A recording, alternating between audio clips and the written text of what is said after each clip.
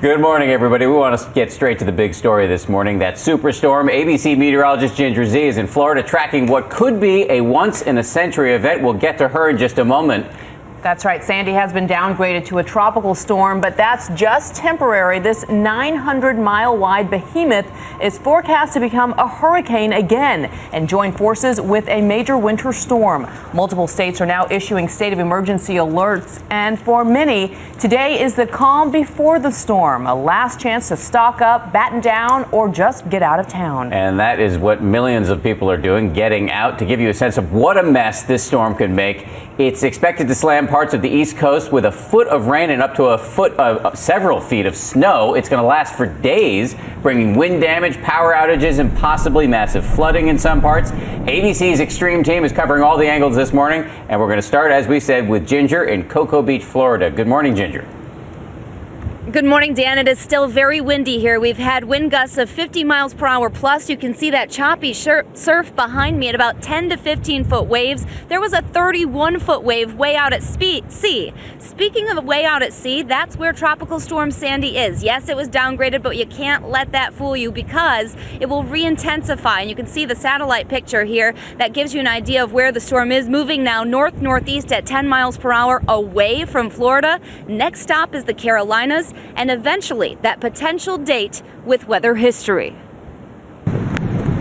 Tumultuous waves hammering Florida beaches, serious erosion, and almost 4 inches of rain along parts of the Florida coast. That's what Sandy looks like down here.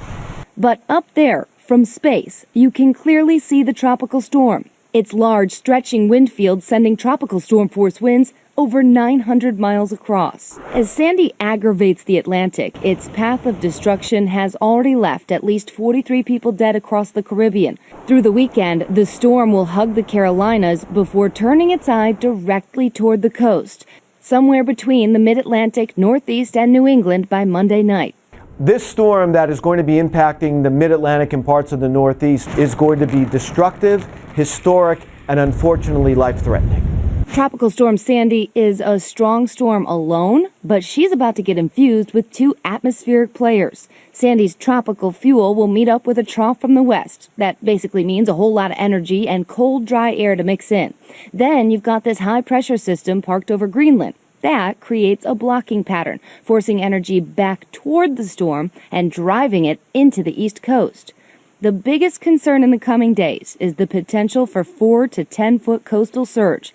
That is expected in vulnerable areas like D.C., New Jersey, and New York, where evacuation orders may be enforced. Even though the forecast path takes it centered right into southern New Jersey, parts of Delaware, the wind field will be huge on this, and that's why we have to check in with our Matt Gutman. He's in Nags Head, North Carolina. Matt, I'm going to give you those 50-mile-per-hour gusts today. Thanks a lot, Ginger. And we really are starting to feel the impact of that Texas-sized storm starting to wallop here. I want to give you a sense for how frothy the water has become. It's been whipping up this foam everywhere. Now, across the mid-Atlantic, they are in full swing with preparations. They are even starting to hand out sandbags in Washington, D.C. With the lopsided behemoth lumbering towards them, all of the mid-Atlantic states are declaring states of emergency, including Virginia. This is still an unpredictable weather event, but one that is possibly a very dangerous weather event for the Commonwealth of Virginia. We're used to having hurricanes. We're just not used to having them in late October. In the nation's capital, linesmen were out reinforcing power lines, bracing for days-long blackouts. And nearly the entire Navy fleet in Norfolk is now under sail, 23 ships steaming out of port and harm's way. And officials are closely watching the 8 refineries in the storm's path. The hybrid storm already churning up potentially deadly surf here in North Carolina, raising red flag warnings. It's crazy. Never seen a storm this late in the season. Cutting short vacations and sending tourists streaming from the Outer Banks to higher ground and locals to stores to stock up on supplies. And we are already starting to hear reports of people buying out generators, even shortages of water in some places. And because this is such a massive system moving in, the National Guard has said it is ready with 61,000 troops, guardsmen available if they are needed to be called up. Ginger. Matt, let's get straight to that tropical storm watch and warning map. This is what people need to know this morning. This is what this storm is going to do to you. From central Florida all the way up through the Carolinas, the watches and warnings for 40 to 50 mile per hour gusts are in place. That's today through tomorrow. Then the storm, the path, takes it right into the mid-Atlantic, southern New Jersey and Delaware being the heart of it. But remember, the wind field expands much beyond that. Could be felt all the way to Ohio, parts of western Pennsylvania.